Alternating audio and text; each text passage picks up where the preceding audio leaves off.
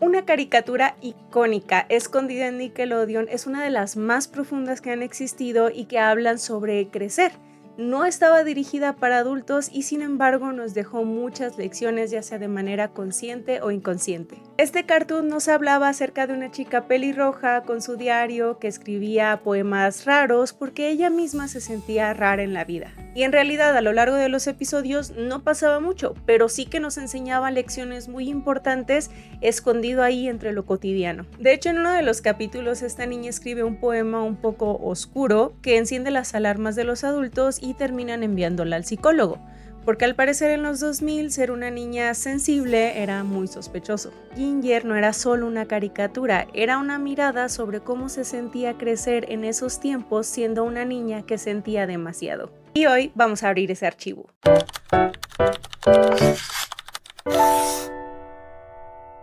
Hola, visitantes del museo, llegan justo a tiempo para el recorrido guiado de hoy. En la sala tenemos la psicología detrás de Ginger. ¿Te pasaba que veías Ginger y no se sentía como las demás caricaturas? No había villanos mortales, ni superpoderes, no había misterios que resolver, no había mucha acción, ni siquiera se componía de chistes simplones o de escenas que de verdad te hicieran morirte de la risa. Veíamos simplemente a una chica intentando sobrevivir a la secundaria. Sin embargo, se sentía mucho más profunda que muchas de las caricaturas de esa época. Y es que en los 2000 existieron muchas caricaturas muy icónicas, pero que tenían, digamos, más o menos el mismo sabor o tenían una óptica muy bien definida. Las chicas superpoderosas que eran caos, peleas, pero sin dejar de ser adorables. Los Thornberrys que eran una aventura totalmente. Dexter, donde nos presentaban a un niño como nosotros, con la diferencia de que tenía un super laboratorio. E incluso existían otros cartoons fuera de la norma, buenísimos, como Arnold, que igual se componía de filosofía muy buena y diálogos hermosos, pero seguía teniendo ese toque más urbano e infantil. Luego teníamos a Ginger, que se sentía, no sé, diferente, se sentía introspectiva, se sentía más profunda, incluso se sentía cercana. Y curiosamente, muchos sentían que era muy emocional para los estándares de la televisión infantil de esa época. Y es que la mayoría de las caricaturas, mientras el problema giraba en torno a, no sé, salvar el mundo, en Ginger el problema se centraba en cómo sobrevivir sintiéndose rara en tu propia existencia. Y cualquiera que haya crecido siendo una niña sensible puede identificarse totalmente con que eso se sentía mucho más peligroso que enfrentarse a un villano con superpoderes. Y probablemente por eso muchas niñas, sobre todo, aunque también niños, conectamos mucho con Ginger, porque no era una chica perfecta, simplemente era una chica que pensaba y sentía demasiado.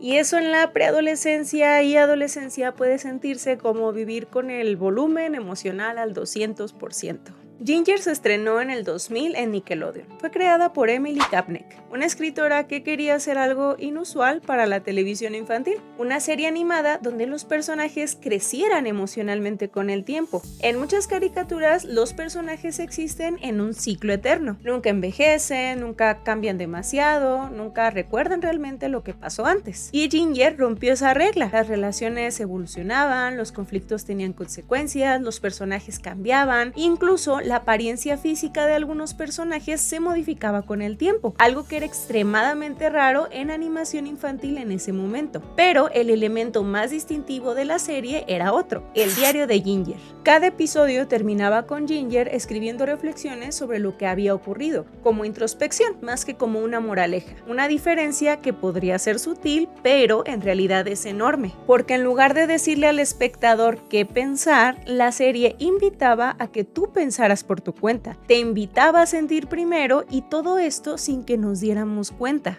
Creo que como muchas otras cosas, con el paso del tiempo, el significado que le damos en nuestro pensamiento a ser sensible ha cambiado muchísimo. Pero corríjanme si estoy equivocada, creo que en los 2000 apenas si se estaba abriendo camino este tipo de conciencia social. Antes la niña artística y que tal vez no era buena, no sé, en matemáticas, la que sentía mucho, la que lloraba muy fácilmente, no era siempre celebrada. Y solo para aclarar, digo niña principalmente porque estamos hablando de Ginger como protagonista y porque hablo desde mi propia experiencia como preadolescente en esa época, pero sé que muchos hombres también pudieron haberse sentido identificados con todo lo que era esta caricatura.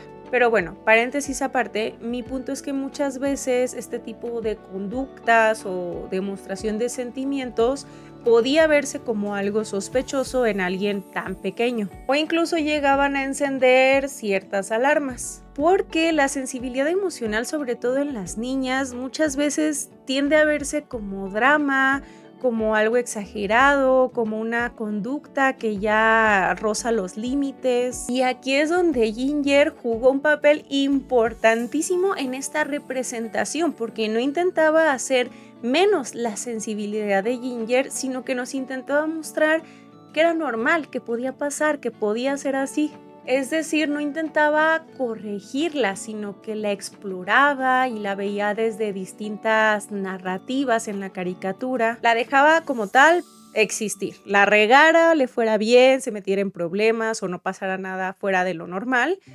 Dejaba que fuera simplemente ella y nosotros veíamos qué pasaba de acuerdo a eso. Algo bastante radical, si me lo preguntan, para una simple caricatura, que en esos tiempos era más bien para entretener, más que para pensar. Ginger escribía poemas, observaba a las personas, intentaba descifrar en cada capítulo qué es eso que sentía, intentaba entender qué pasaba a su alrededor, pero también qué pasaba dentro de ella misma. Y hoy ya sabemos que simplemente era un proceso de formación de identidad emocional, pero en esos tiempos no se veía como tal. Uno de los episodios más recordados de la serie gira alrededor de una actividad aparentemente inocente. La clase de Ginger recibe una tarea simple, escribir un poema. Mientras otros estudiantes escriben versos ligeros o humorísticos, Ginger presenta algo distinto, un poema introspectivo, incluso oscuro y melancólico. El tipo de texto que muchas personas creativas escriben en su adolescencia cuando están empezando a explorar su mundo interior, aunque la mayoría de las veces lo guardábamos para nosotros. Y es que en la caricatura vemos que la reacción de los adultos es reveladora. Su profesora interpreta el poema como señal de alarma. Y Ginger termina siendo enviada a hablar con un psicólogo escolar, lo cual en esencia no es malo, pero el mensaje implícito resulta bastante interesante. No es que el poema sea peligroso, es que la tristeza expresada de forma artística incomodó a los adultos. Y es que si lo pensamos, esos maestros, esa gente adulta, venía de una generación donde existía dificultad para comprender que las emociones complejas pueden expresarse desde edades muy tempranas a través del arte. Incluso es una forma muy saludable de hacerlo. A lo largo de la historia, múltiples corrientes psicológicas han señalado que la creatividad puede funcionar como una forma de procesamiento simbólico de experiencias internas. Freud, por ejemplo, hablaba de la sublimación como la capacidad de transformar emociones en producción artística. Más tarde, Carl Jung sugeriría que muchas imágenes creativas emergen de contenidos inconscientes que buscan expresión o una línea de salida. Ginger en este episodio no está necesariamente mal, solo está expresando algo que todavía no sabe nombrar, algo que tal vez ni ella misma identifica. Y ese matiz es lo que vuelve este episodio tan interesante. Piensa en un objeto clave, ese objeto que dijimos que Ginger nunca soltaba. Su diario. Hoy los diarios, que ya se les dice hacer journaling, cuentan con una comunidad bastante grande y activa, o sea, hay canales en YouTube, en TikTok, en Instagram que te enseñan cómo hacerlos, dónde encontrar stickers, dónde encontrar papelería para decorarlos, tipo de letra, es decir, incluso hay gente que se graba haciéndolos. Y eso calma y ayuda y es no solo normal, sino que está de moda y es hermoso de verdad. Pero en los 2000 no siempre era así, un diario era un espacio un poco más íntimo. Y sí, muchas veces escribíamos cosas raras, sin sentido, incluso tontas, que si las leyeras ahorita, bueno, o sea, no están tan coherentes, pero bueno, aún así no dejaba de ser un espacio físico donde volcábamos nuestros pensamientos y nuestros sentimientos. Una forma en la que nuestro cerebro aún no desarrollado encontraba esta vía de escape y se plasmaba a través de letras. Y es que en esta etapa de niñez y adolescencia todo sale un poco más puro. No porque todo sea bueno, sino porque todo sale más sin filtro, sin tanta decoración o sin tanta introspección. Salía como lo pensábamos y ya.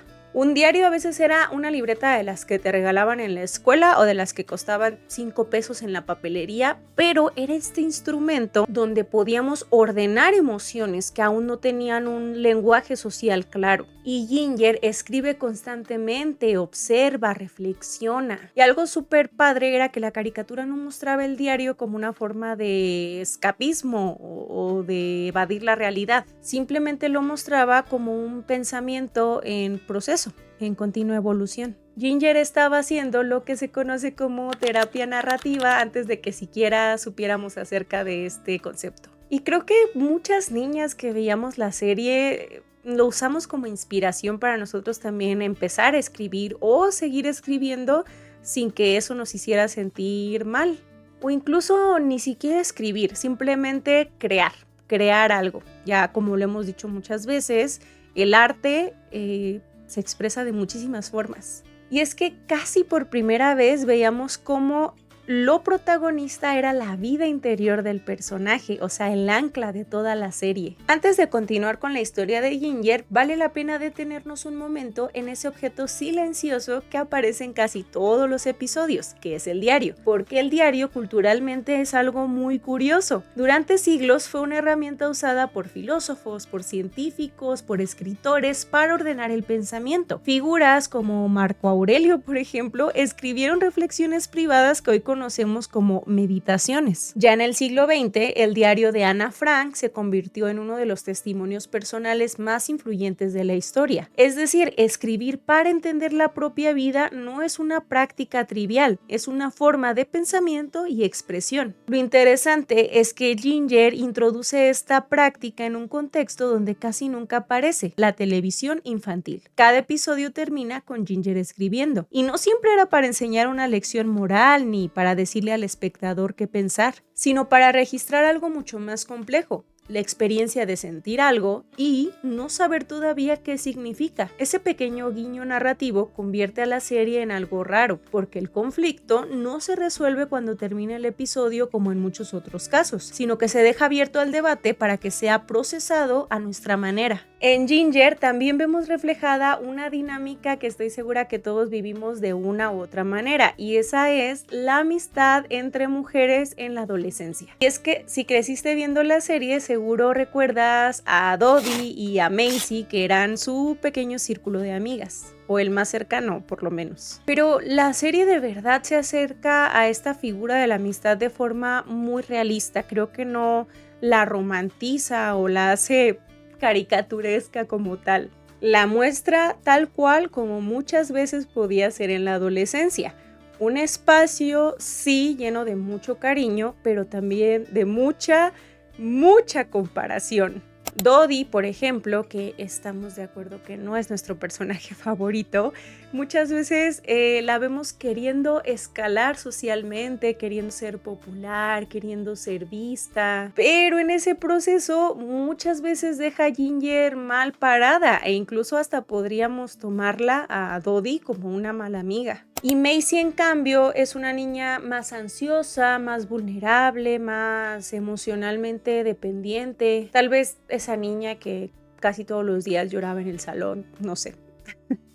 Y Ginger creo que queda justo en medio en esta amistad, observando, tratando de entenderlas a ambas, tratando de entenderse a sí misma, aprendiendo y también desaprendiendo de ellas. Pero si lo analizas bien, la serie no nos presentaba a Dodie como la villana o a Macy como un simple relleno cómico y ya, porque de alguna manera u otra las tres están encontrando a su manera su lugar en la sociedad, y ese proceso en la realidad es muy incómodo, está lleno de muchos errores, de muchos baches, de peleas a veces sin sentido con las amigas, y dentro de este mismo proceso muchas veces lastimamos a otra gente e incluso salimos lastimadas nosotras. Y es que la secundaria funciona en muchos sentidos como un sistema social en miniatura, un pequeño ecosistema donde se ensayan dinámicas de poder, de pertenencia y de estatus. Numerosos estudios en psicología social han observado que durante la adolescencia temprana las jerarquías de grupos tiempo se vuelven especialmente visibles. Entran en juego conceptos como la popularidad, la reputación, el acceso a ciertos círculos y el hecho de que todo empieza a importar mucho. En Ginger, estas dinámicas aparecen de forma constante a través del contraste entre Ginger y uno de los personajes más interesantes de la serie, Courtney Griffin. Courtney es rica, extremadamente popular y carismática, pero lo más curioso es que la serie nunca la convierte en antagonista clásica. Courtney en muchos momentos admira genuinamente a Ginger, la encuentra interesante, incluso fascinante, en sus propias palabras. Esto crea una dinámica social muy peculiar, porque en lugar de una rivalidad directa, la serie presenta algo más realista, la tensión entre estatus social y autenticidad personal. Courtney tiene poder social, pero Ginger nos muestra una profundidad emocional tremenda y ambas de alguna manera parecen intuir lo que la otra posee. Ok, ahora vamos con un personaje de la serie que hasta hace relativamente poco empecé a ver que ganaba muchísima popularidad en redes, y esa es Courtney. Y es que es curioso porque cuando uno escucha el cliché de la chica popular rica, ya se espera ciertas actitudes o cierto molde en este personaje. Crueldad, manipulación, competencia, envidia, bullying.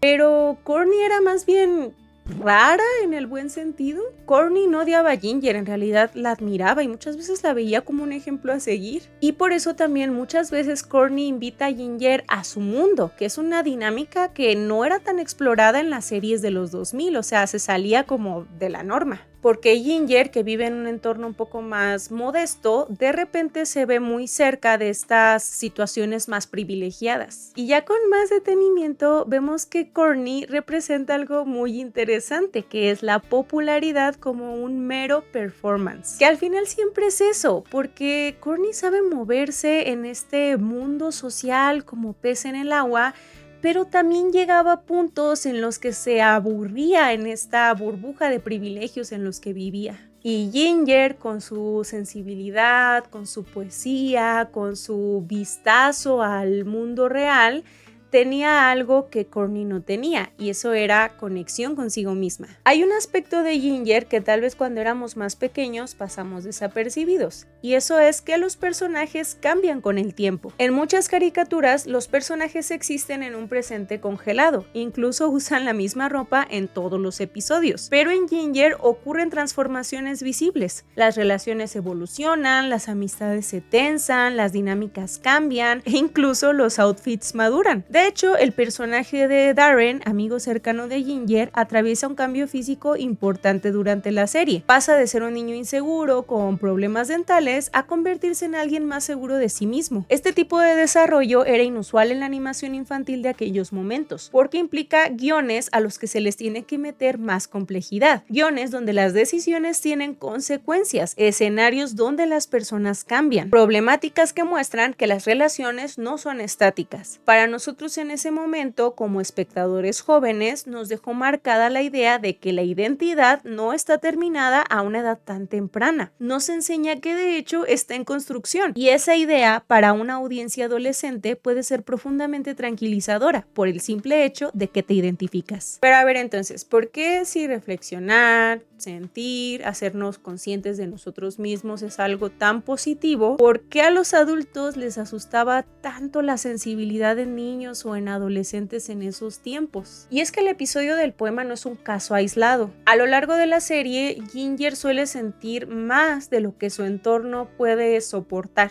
Como hemos dicho, es una protagonista que siente demasiado, que observa demasiado y que por lo tanto expresa demasiado. Por lo tanto, las reacciones alrededor de la gente adulta casi siempre son: estás exagerando, es una etapa, no pienses tanto, no sabes ni de lo que estás hablando, entre otras frases que estoy segura que conocen. Consejos universales que han resuelto exactamente 0 problemas en la historia de la humanidad. Aunque en la serie no es que se le castigue a Ginger por sentir, simplemente nos muestra lo que significa crecer siendo alguien emocionalmente perceptivo en un sistema social que le gusta más la normalidad que la profundidad. Y eso es algo que muchas niñas de los 2000 reconocemos inmediatamente. En la actualidad, somos más conscientes de que la sensibilidad emocional no necesariamente se interpreta como fragilidad. En muchos contextos puede relacionarse con rasgos como alta percepción social, capacidad introspectiva, creatividad, entre otros. Algunos investigadores han hablado incluso de temperamentos más reactivos a estímulos emocionales y sociales, personas que procesan con mayor intensidad lo que ocurre a su alrededor. Cuando estos rasgos encuentran canales de expresión como la escritura, el arte o la música, por ejemplo, pueden convertirse en herramientas de elaboración emocional. En Ginger, la escritura cumple precisamente esta función. El diario de Ginger no elimina el conflicto, pero lo vuelve comprensible, lo convierte en narrativa. Y transformar experiencia en narrativa es una de las formas más antiguas de procesar la vida. Hay una razón psicológica interesante por la que series como esta pueden quedarse grabadas en nuestro sistema durante años, y es que la adolescencia es una etapa donde las personas comenzamos a construir algo muy específico, una narrativa sobre quiénes somos. Se empieza a crear nuestra historia personal, es decir, se crea la identidad narrativa. La explicación de este concepto es relativamente simple, pero profunda. Las personas entienden su vida contando historias sobre sí mismas. No solo recordamos eventos, los organizamos en relatos que explican quién queremos ser. Para alguien como Ginger, escribir en su diario funciona exactamente así. Cada episodio es una experiencia, cada reflexión final es un intento de darle sentido, y esa estructura convierte la serie en algo muy particular. No estamos viendo solo eventos, estamos viendo la construcción de una identidad. Uno de los momentos más emotivos de toda la serie es el final, porque ya sé que ya lo he dicho mucho, pero es algo que no pasaba muy seguido en las caricaturas, que nos mostraran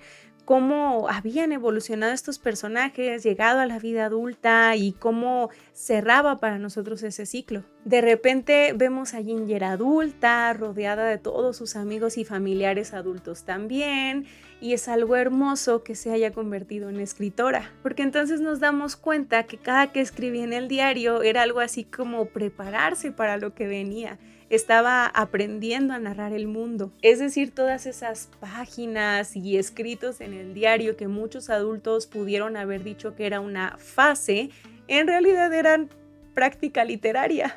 O sea, ese cierre tiene algo muy poderoso porque valida la sensibilidad y valida la introspección. Valida el hecho de que muchas personas conciben el mundo o lo procesan a través de la escritura. Y creo que para muchas de nosotras ese final significó, mira, no está mal. No está mal que te sientas así, no está mal que te expreses, es como si nos dieran permiso para seguir sintiendo. El episodio final de esta serie se emitió en 2006. En ese episodio, el espectador ve un salto temporal. Ginger aparece adulta, firmando libros en una presentación literaria. El recurso narrativo es elegante, no se presenta como una sorpresa espectacular, es tranquilo. Es una escena que se siente cotidiana, pero el mensaje que deja creo que es claro. La voz interior de Ginger tenía futuro, porque implica que la historia no termina en la adolescencia. Nos hace sentir que la adolescencia es solo el prólogo. Y es interesantísimo, porque la serie no recompensa a Ginger por volverse más popular, ni por encajar perfectamente en el sistema social. La recompensa es más simbólica y es distinta. Ella encuentra la manera de convertir su forma de ver el mundo en una vocación. Y creo que es importante destacar que no nos deja con una sensación agridulce por no habernos convertido como Ginger en escritoras o en artistas, porque el mensaje no era ese, el mensaje era sé tú misma o sé tú mismo, está bien, de la manera que tú quieras, pero no dejes morir esa identidad. Como Carl, por ejemplo, que también era muy él mismo y nunca dejó de ser él mismo. Creo que por eso muchas mujeres de los 2000 recordamos con tanto cariño y con tanta intensidad la serie de Ginger, porque no era la caricatura más ruidosa o la más extraordinaria, pero sí una de las más íntimas, porque hablaba directamente de una experiencia específica, ser adolescente, y además ser un adolescente que sentía mucho. O sea, te transmitía la sensación universal de decir, creo que nadie aquí entiende lo que pasa aquí. Y aún así, la serie no intentaba resolver ese sentimiento, simplemente lo exploraba y lo acompañaba. Y eso genera algo muy importante en términos de memoria emocional. Cuando una obra valida una experiencia que se sentía invisible, esa obra queda inmortalizada. Ginger es una representación de algo bastante común, pero poco celebrado durante mucho tiempo: la alta sensibilidad emocional. Personas con este tipo de temperamento suelen procesar estímulos sociales y emocionales con mayor profundidad, observan detalles, reflexionan más tiempo sobre experiencias y muchas veces se encuentran en la escritura o en el arte, en cualquiera de sus formas, una manera de organizar ese flujo interno. En contextos sociales que valoran más la extroversión o la rapidez emocional, estos rasgos pueden ser interpretados como rareza. Sin embargo, también pueden convertirse en fuentes importantes de creatividad, empatía y pensamiento reflexivo. En esta caricatura, esa sensibilidad nunca se convierte en defecto, porque es el centro de la historia. La serie no intenta arreglar a Ginger, simplemente la deja crecer y a nosotros nos deja acompañarla en ese crecimiento. Por eso incluso hoy vale la pena hablar de Ginger, porque muchas de las cosas que en ese tiempo la caricatura nos insinuaba hoy tienen muchísima más visibilidad. La salud mental, la identidad emocional, la expresión artística como forma de procesamiento, entre muchas otras. En los 2000, muchas de esas conversaciones apenas sí empezaban. Y mientras tanto, Nickelodeon estaba transmitiendo una serie donde una chica escribía poesía melancólica y profunda. Creo que por eso Ginger se siente muy distinta al revisitarla en este momento, porque una caricatura que parece solo hablar sobre la secundaria, en realidad nos estaba hablando sobre cómo aprender a identificar y expresar lo que sentimos. Y ese es un tema que nunca debería dejar de ser relevante, sobre todo en esas edades. Bonus del video: uno de mis personajes favoritos era la mamá de Ginger. El tercer personaje favorito, porque el segundo era Carl, su hermano. Porque esta relación madre-hija que se nos muestra con Lois era buenísima. Era un espacio seguro para Ginger, estaba llena de cariño, pero no dejaba de lado ser la autoridad en la casa, imponer reglas, regañarla cuando se tenía que hacer. Y creo que es una de las cosas que marcó a nuestra generación, que hace que queramos ser buenos padres o buenos adultos con los más pequeños, porque de alguna forma se nos enseñó que estaba bien tener ese equilibrio, que no tenías que ser o la buena onda o la autoritaria, sino que había este equilibrio entre ambos, que se podía ser ambos. Pero bueno, solo quería mencionarlo porque como hay muchísimos más detalles de los que se pueden hablar sobre la serie. Y es que también se trataban temas tan profundos como el duelo, por ejemplo, desde muchas ópticas, desde perder a un ser querido porque había muerto, sufrir una ruptura amorosa, crecer con un padre ausente, perder amigos que se alejaran de ti. Bueno, de verdad esta serie aborda tantísimos temas tan buenos y no sé. Está muy buena para analizarla más a fondo.